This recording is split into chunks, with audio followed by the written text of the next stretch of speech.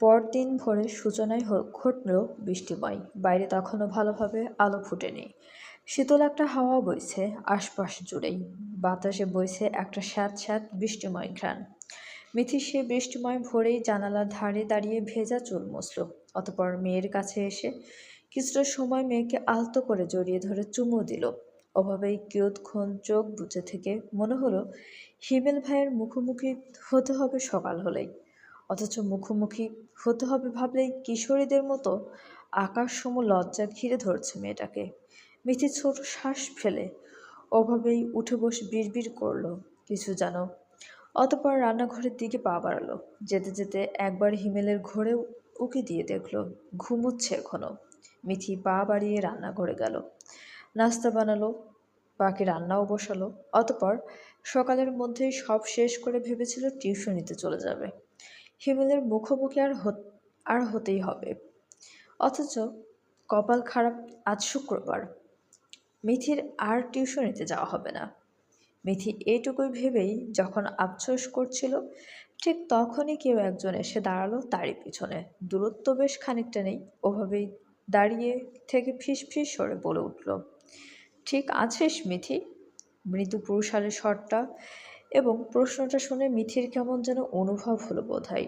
কিছু না করেও, তেমন কিছু না বলেও এই মুহূর্তে ওই প্রশ্নটা শুনেই কেমন নাজুক হয়ে গেল যেন। একটা অদ্ভুত শিহরণ ও বয়ে গেল শরীর জুড়ে।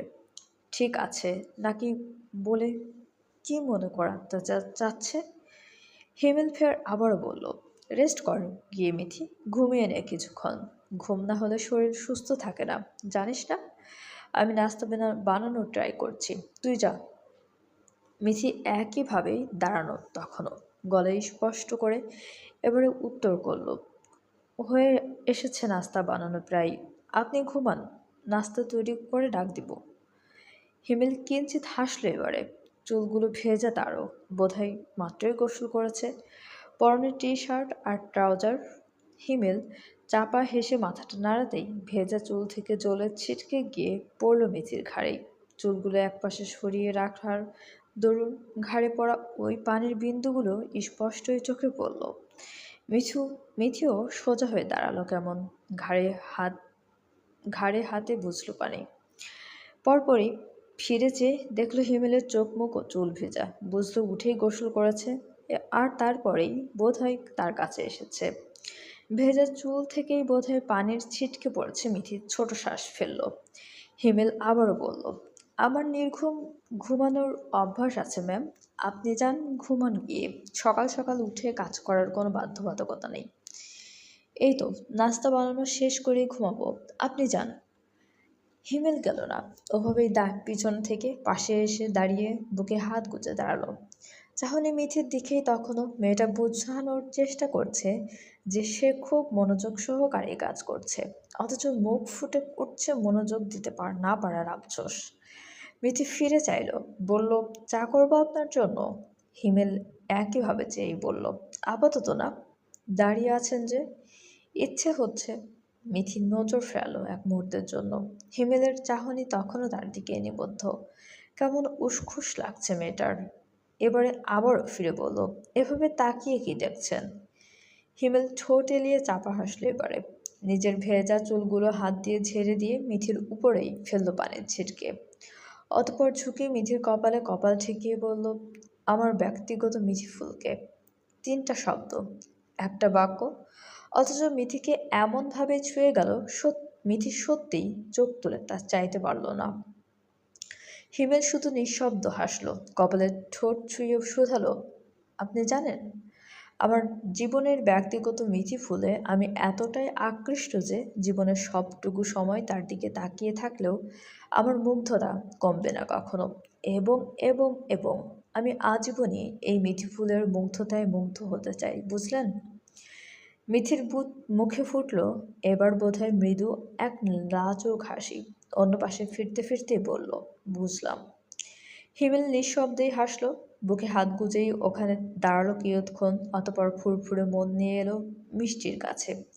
ঘুমন্ত মিষ্টিকে পুতুলের মতোই মুখে হাত দিয়ে ঘুমিয়ে থাকতে দেখে হিমেল হাসল এবারে। নিজেও হাতের উপর মুখের ভর দিয়ে অনেকটা সময় চেয়ে থাকলো মিষ্টির দিকে, যেন জীবন্ত একটা পুতুল।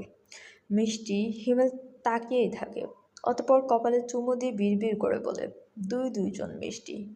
দুইজনের দিকে তাকিয়ে থেকেই মুগ্ধতা কাটে না। এত মিষ্টি কেন এই দুই মিঠি ফুল? এত মুগ্ধতা রাখবো কোথায়? এটুকু বলেই হিমেল সোজা হয়ে বসলো, মিষ্টির দিকে আরও দু এক পলক চেয়ে থেকে বলে উঠল,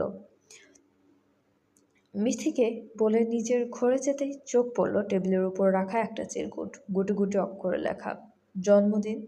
মিষ্টি শুভেচ্ছা সেই পুরুষটিকে, যে আমার জীবনে এসে প্রতি মুহূর্তে যত্ন, ভালোবাসা এবং সম্মান দিয়ে একটু একটু করে জায়গা করে নিয়েছে আমার জীবনটাই।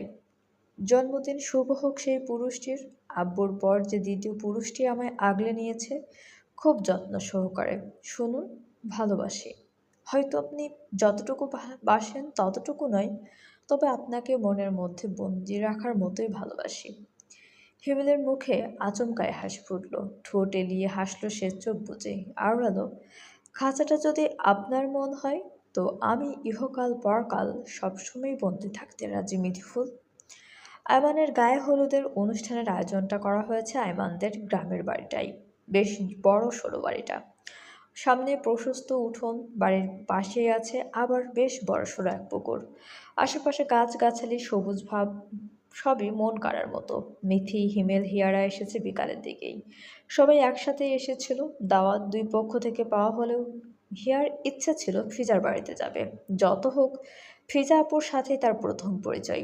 অথচ মিথির কথাতে এখানে এলো, কারণ আয়মান ভাই নাকি কষ্ট পাবে। সাথে বিয়েতে তো ফিজাদের বাড়িতে যাবেই, সে অনুযায়ী এলো আয়মানদের বাড়িতে। হিয়া আশপাশ দেখছিল, মিষ্টি তখন হিয়ার কোলেই। চোখ জোড়া মেলে এপাশ ওপাশ দেখছে মিটমিট করে। এই প্রথম সে এত দূর ঘুরতে এসেছে। প্রথমবারের মতো গ্রামীণ পরিবেশে দেখে বোধহয় উচ্ছ্বাস লাগছে ওর। মিঠি চেয়েছে দেখছে, হেসেও এর পর মুহূর্তেই মিষ্টিকে কোলে নিল, হাত বাড়িয়ে ডালে বসে একটা পাখি দেখিয়ে শুধালো, আম্মু দেখো, একটা পাখি। মিষ্টি উচ্ছ্বাস নিয়ে চাইলো, বোধহয় ধরতেও চাইলো, তাই তো হাত বাড়ালো দ্রুতই। তারপর হাত দুটো মুঠো করে নিয়ে বলল, একটা পাখি। উহুম, পাখি? আম্মু বলো পাখি। মিষ্টি আবারও বলল, পাখি। পাখি ফের আবারও বলল, পাখি। মিথি এই পর্যায়ে হার মানল। মেয়েকে ওভাবে কোলে নিয়েই দেখালো একে একে গ্রামীণ পরিবেশের সব কিছু। আর দূর থেকে তাই স্থির চাহনি ফেলে দেখে যাচ্ছিল হিমেল নামক পুরুষটা। চাহনিটা শান্ত স্থির, যেন একটা সুন্দর দৃশ্য। আয়মানের হলুদ অনুষ্ঠানের জন্য সাজানো হলো সারা বাড়ি। মিটমিট করা আলোতে সাজানো হয়েছে প্রায় পুরো বাড়ি। ছাদটাও সাজানো হয়েছে বেশ সুন্দরভাবে। আর সে ছাদেই আড্ডা বসলো আয়মানদের বন্ধুদের। এদের মধ্যে সাভিয়াকেও দেখা গেল এক পলক। সম্ভবত কয়েকদিন আগেই সাভিয়ার আক্ত হয়েছে। আর যে মানুষটার সাথে আক্ত হয়েছে সে মানুষটাও হিমেল আর আয়মানের এক সময়ের বন্ধু। মিথি এক পলক দেখেছে অবশ্য। হলুদ শাড়ি পরেছে, চোখে দিয়ে গাঢ় কাজল আর ঠোঁটে লাল রঙা লিপস্টিক, কানে গুঁজেছে একটা গোলাপও। মোটামুটি হলুদে সবারই একই সাজ বলা চলে। হলুদ শাড়ি, সাদা ব্লাউজ। মিথিও একইভাবে হলুদ আর সাদার মিশ্রণে একরাশ শাড়ি পরেছে, চোখে দিয়েছে অল্প কাজল। হিয়ার বাড়াবাড়িতে চুলে গুজেছে একটা বেলি ফুলের মালা। এখানকার গাছে ফোটা ফুল দিয়ে বানিয়েছে মেয়েটা। ঠিক একইভাবে সেজেছে হিয়ার মিষ্টিও। তারপর মিথিকে ঠিক একইভাবে সেজেছে হিয়ার মিথিও। তারপর মিষ্টিকে কোলে নিয়ে প্রায় 20-30টা ছবিও তুলে নিয়েছে হিয়া, এবং প্রতিবারই ছবি দেখছে আর বলছে, কি চমৎকার, কি চমৎকার, আমার মিষ্টুটাকে কোলে নিয়ে আমাকেও মিষ্টু লাগছে রে মিথি। মিথি হাসলো। হিয়া তখনও মিষ্টিকে কোলে নিয়েই বসা। মিষ্টির সাথে তলাগুলোর দু একটা ছবি স্টোরিতে দিয়েই ফের আবারও ফুরফুরে মনে ঘুরল, ফিরল, অনুষ্ঠান উপভোগ করলো। সাথে অবশ্য মিথিও আছে। হিমেল দূর থেকেই মিথিকে দেখছিল। পরনে হলদে সাদার মিশ্রণে একটা শাড়ি, চোখে অল্প কাজল, খোলা চুলে বেলি ফুলের মালা জড়ানো, আর হাতে সেদিনের কাচের চুড়িগুলোই। ঠিক একইভাবে সেজেছে মিষ্টিও। একটা আদুরে পুতুল যেন মা মেয়ে দুজনকেই দূর হতেই বারবার পরখ করছিল হিমেল। বিয়েবাড়ির এত ভিড়েও কেন জানি না বারবার চোখ তার ওই দিকেই যাচ্ছিল। হিমেলের এক বন্ধু তা দেখে বলেও ফেললো দাঁত কেলিয়ে, কি দোস্ত, বারবার ওদিকে কি দেখিস? ম্যাজিক চলছে নাকি ওদিকটাই? আইমানও সায় দিল, বলল, কি রে, মেয়েদের দিকে না তাকানো? হিমেল হঠাৎ ওদিকে কোন এক মেয়ের দিকেই তাকাচ্ছে কেন বারবার? হিমেল ভ্রু বাঁকালো, গম্ভীর গলায় উত্তর করলো, কেন তাকাচ্ছি তা সিক্রেট বিষয়, তোদের বলতে বাধ্য নই। আইমানও ভ্রু নাচিয়ে শুধালো, কাকে বলতে বাধ্য তাহলে? এটাও বলতে বাধ্য নয়। এটুকু বলেই হিমেল সরে দাঁড়ালো অন্যত্র, এমন গম্ভীর মুখ করে সরে গেল যেন সিরিয়াস কিছু। অথচ হিমেলের নিজেরও আফসোস হচ্ছে, একই সাথে হাসিও পাচ্ছে। আশপাশে এত কিছু থাকতে চোখ ঘুরে ফিরেই ওদিকেই যে কেন যাচ্ছে, কি মুশকিল। এক পর্যায়ে নিজের চোখের প্রতি বিরক্ত হলো হিমেল, কেমন বেহায়ার মতো বারবার তাকাচ্ছে। কই, মিথি তো তার দিকে একবারও তাকালো না। হিমেল ছোট শ্বাস ফেলে মনে মনে মিথির দিকে আর তাকাবে না প্রতিশ্রুতি নিয়ে বিড়বিড় করলো। মিষ্টির মতো করে মিষ্টির আম্মুও শাড়ি পরা কি খুব জরুরি ছিল? এই যে বুকের বাঁ পাশে চিনচিনে এক ব্যথা আমায় অসম্ভব জ্বালাচ্ছে, চোখ জোড়াও বেইমানি করছে, ঘুরে ফিরে ওর দিকেই নজর যাচ্ছে বেহায়ার মতো। কি আশ্চর্য, এত ঘটনায় কবে না আমি যে মরে যাই খোদা।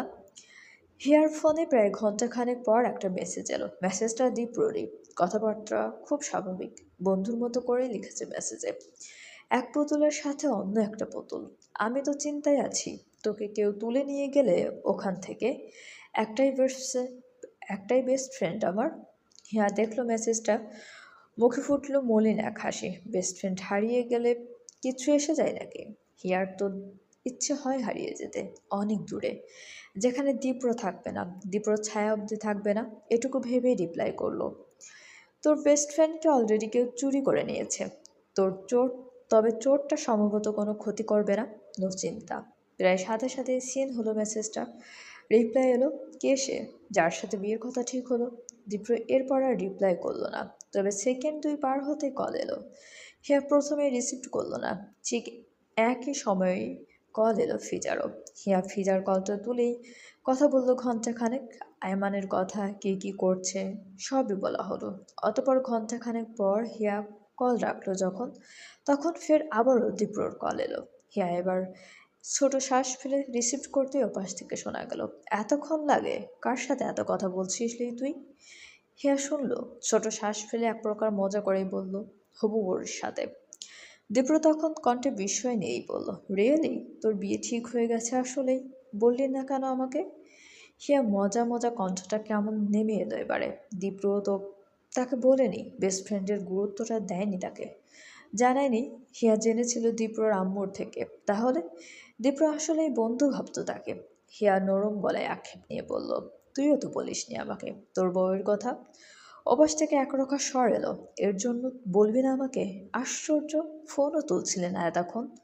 মনে হচ্ছে এমনি এমনি কল দিয়েছি, কোনো দরকার থাকতে পারে না? তোর প্রেমালাপের থেকে তোর দরকারি কিছুও থাকতে পারে, তাই না? হিয়া এই পর্যায়ে আরও একটা কথা জানালো, শান্ত নরম গলাতেই, দীপ্র, আমার আগ হয়ে গেছে, তোকে জানানো হয়নি ব্যস্ততায়। তো এই পর্যায়ে আমার কাছে প্রেমালাপ ব্যতীত অন্য কিছু গুরুত্বপূর্ণ হওয়ার কথাও নয়, তাই না?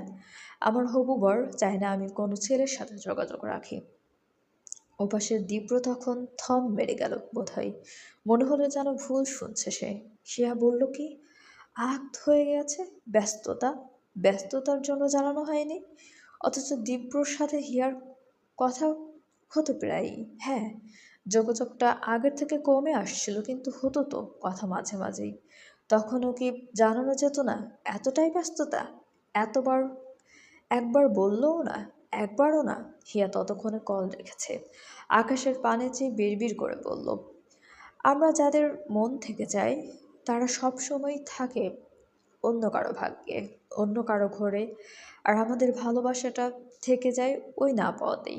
যাদের পাওয়ার জন্য আমাদের এত আকুতি প্রার্থনা মিনতি, তাদের বিনা চাওয়াতেই কেউ না কেউ পেয়ে যায়। অদ্ভুত না? চলবে, গল্পটি আপনাদের কেমন লাগছে অবশ্যই আমাদেরকে কমেন্ট করে জানাতে ভুলবেন না, এবং আমাদের চ্যানেলটি প্লিজ সবাই সাবস্ক্রাইব করুন। গল্পটি ভালো লাগলে অবশ্যই সবাই লাইক কমেন্ট এবং শেয়ার করতে ভুলবেন না। এবং আমাদের চ্যানেলের সঙ্গে থাকার জন্য সবাইকে অনেক অনেক বেশি ধন্যবাদ।